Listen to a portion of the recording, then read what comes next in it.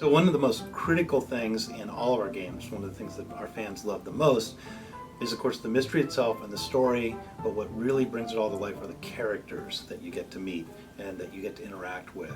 And so designing those characters and bringing them to life, figuring out how they're going to look, is an essential part of the whole process, and everybody in the company who works on our games winds up being involved in that process.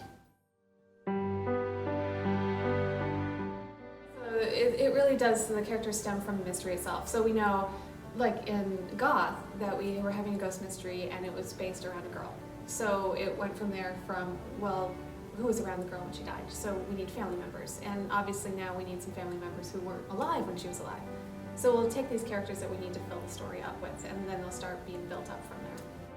We want to give you new characters every game. While we like to have some continuity with older characters coming back into our storyline in some way, part of what you get to do every game is meet these new characters. And our characters are depicted realistically, but we still want to give them the kind of character and notoriety that would be, that makes them stick in your mind, that makes you have favorites, that makes you think that could be the suspect. So they need to look like real people and yet still clearly visually distinct and interesting. For me, the characters only really start to come to life when they get their names. Up until that point, they're kind of a nebulous entity. It's, the daughter or the mother or the sister. But when you finally start to get, that's Jessalyn, that's Charlotte, that's Harper, you can really begin to see who they are in your minds. Occasionally a game will call for a little more research. The Deadly Device, I did a lot of reading up on Nikola Tesla, so I could sort of make sure he was present in the game. For each game, it's different. I really like to look at what we've used in the past, and I really like to try and get a little bit of variety in each game. For Spy, it was a lot more fun because we had this complete range and you could do whatever you wanted. So once we have their general person reference, I get to go clothes shopping. And it's a lot more fun for the girls than it is for the guys, partly because the style for the girls is just, there's just so much more to choose from. And it's really fun to give each of them their very own individual flavor and to try to change that up from game to game. For the guys, it's a little more challenging. I mean, you only have so many t-shirt, jeans, or suits combinations that you can do. But it is a lot of fun, and their costumes really should reference who they are individually. And I always try to get that to come across. She gives me the description at the beginning of every game. She gives me the description or a summary basically of what every character is, their personality, how they fit into the story, suggested costume design, their approximate age or approximate size, height. In some ways that she does tell me what they are, kind of what they're supposed to look like, but at the same time, she does allow me to take a lot of creative license on creating these characters and kind of defining their story. Trust me, kiddo. I know. The ghost for Ghost of Thornton Hall was by far my favorite character so far that I've made. The concept, I get to make this kind of Victorian-era masquerade, half-burnt ghost. So I was able to really create a creepy concept, which was great. And just the overall costume was so much different than anything that I have been able to create in these games. That was a lot of fun. A lot of creep factor in there. Big fan of horror movies and things. I keep wanting to push more monsters into these games. I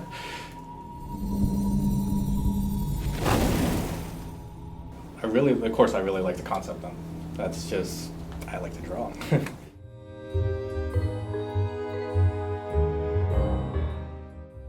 So a little bit about Bess's evolution. She's been seen in 3 games. The first game was a different animator modeler, a different modeler, and so he had created a very different look for her. It was also an older game, so that when we brought Bess back in Ash, we needed to redo her model just for tech specs internally, and it was a new character modeler, so he got to give Bess her own look. It was one of his first games, and so he's been really excited to be able to have the opportunity to go back and revamp Bess to, having had a couple games under his belt, to really get the look he wanted for her. So that's one of the reasons why she's had the different looks. And we're trying to get her to match more of what she was in the books. The nice thing about Bess is that she's very, very stylish, and she's always changing her appearance, which is fun to portray in the games. So her current incarnation is what we're trying to bring her back to a little more current. You know, she's always just been bubbly Bess, and she should, in my opinion, she should look different. She should look different in every game. It's just who she is. I guess redesigning Bess. I had a couple, when I first got here, I wasn't exactly fully familiar with the character of Bess or the character of George. So when I first got here, I had a pretty limited amount of time to redesign them, or just to remodel them, give them new costume. But it was mainly based off of the old model. So I had a short amount of time each one. So when I redesigned them, I built them from scratch. I had a lot of things in mind, and throughout making these games, I was able to kind of incorporate all those things that I thought the original Bess should have had. We've got to see what he's up to. We've got to see what he's up to.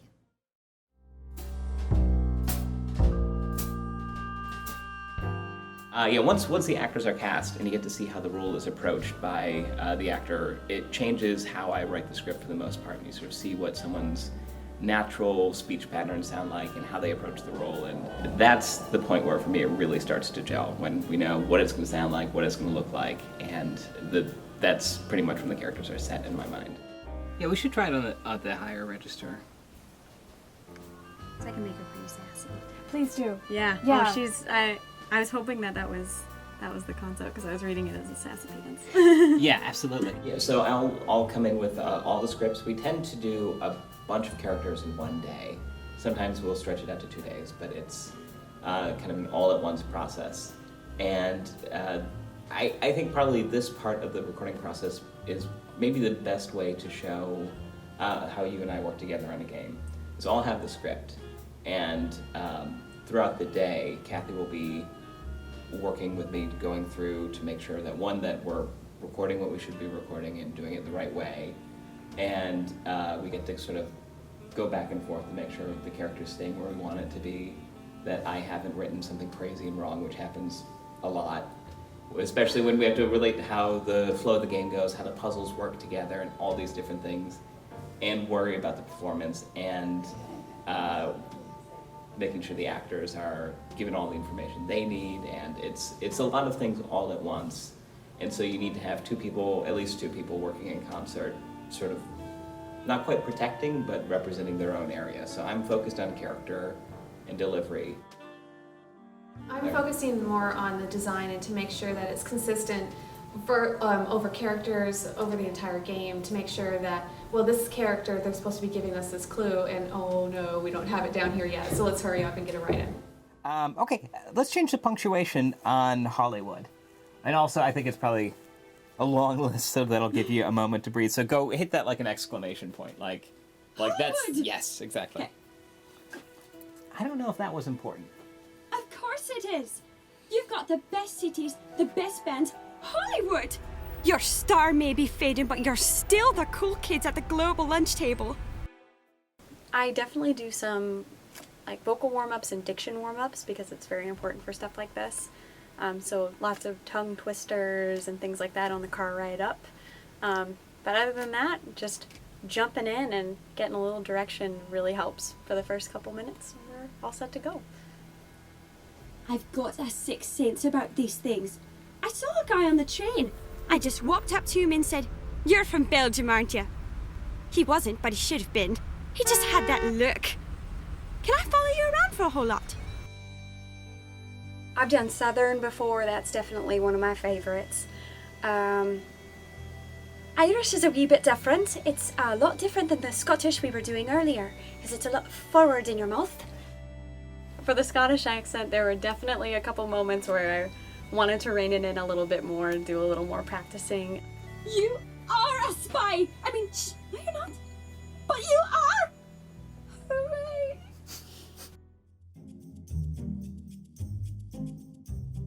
So in most of our games, there's ambient audio and ambient voices that we need to create that help bring the scene to life. They're not leading roles, but we need to hear those voices to be reminded that there are other people in our world. In Spy, the Silent Spy, we have the pub, and when you go to the pub and the outside the pub, you can hear people in the pub. And in that case, it's actually members of the team here at HeR Interactive who went into the studio and talked and sang, actually, and that's what you're hearing are people from this team helping kind of fill in the ambiance of that scene to bring it to further life. The cookie order shows up down there. Make it exactly as shown if you want to get paid. The more cookies you make, the wealthier you get. Stuff we can talk about before those two. That's true. That's a proclaim. Okay.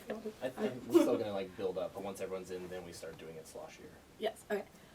Oh, you take the high road and I'll take the low, and I'll be in Scotland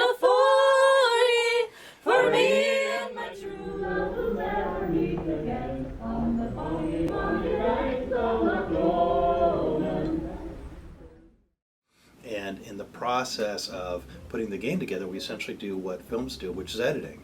And in the editing process, there are lines that were recorded but don't ultimately get used for one reason or another. And it's really exactly the same thing. It worked and made sense in the written script. We recorded great audio for it, but when we pulled the game together, it, for whatever reason, didn't work. And so some things do might have been cut and don't make it into the game. Oh, isn't it lovely here? Oh, honey, not again with the accent. Not like France, no. But this is the way I speak. Oh, you are so embarrassing. I was born here. I played the bagpipes. Your grandfather is from here. You're from Brooklyn. It's the same thing, pretty much. Oh my gosh. Oh man. Just stop. I'm going over. I cannot stop. I'm going to leave you here. Isn't it lovely? Oh my god. It's I'm not lovely. married Oh, to you. the fresh air. I'm so not married and the to you. locks, the Mother lovely, knew it was a lovely mistake. locks. I knew it. I can just hear the bagpipes on the wind. Oh, this is I such think a I hear a mistake. sheep bleating over there. We're going to Disneyland next year.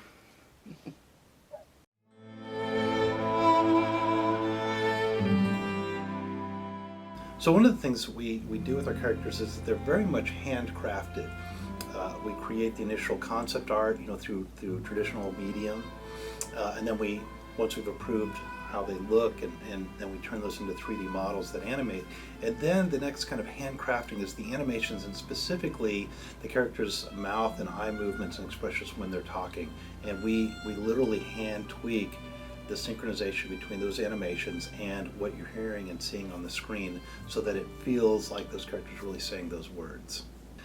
I think the character development process and the way it ties together the storyline, the mystery, and the game design, and the artistic talents of our team really highlights how the collaborative, creative environment we have here works when it works really well, because all of those different pieces come together and help bring those characters to life.